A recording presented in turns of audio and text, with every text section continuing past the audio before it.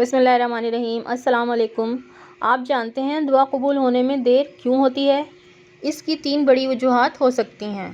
پہلی وجہ جو سب سے زیادہ اہم ہے، روایات کے مطابق دعا کی قبولیت میں دیر ہونا اللہ تعالیٰ کی حکمت کا حصہ ہوتا ہے۔ اللہ اپنے بندے کی ہر دعا سنتا ہے، لیکن ہر دعا کو فوراً قبول کرنا مصلحت نہیں ہوتا۔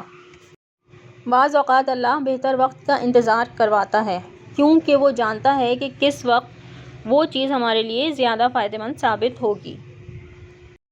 قرآن و حدیث سے معلوم ہوتا ہے کہ بندے کے لیے جو چیز بہتر ہو، اللہ اسی کو اختیار فرماتا ہے، چاہے وہ ہماری خواہش کے مطابق فوراً نہ ہو۔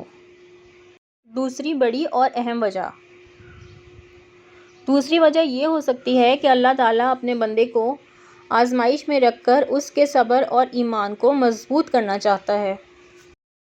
جب بندہ اپنی پسندیدہ چیز کے لیے مسلسل دعا کرتا رہتا ہے اور مایوس نہیں ہوتا، تو اس کا تعلق اللہ تعالیٰ سے مضبوط ہو جاتا ہے۔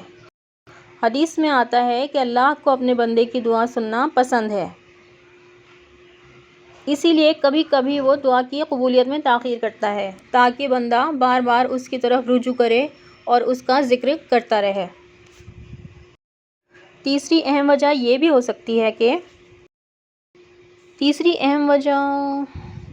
کہ بعض اوقات ہماری دعاؤں کے قبول نہ ہونے کی وجہ ہمارے اپنے اعمال بھی ہو سکتے ہیں،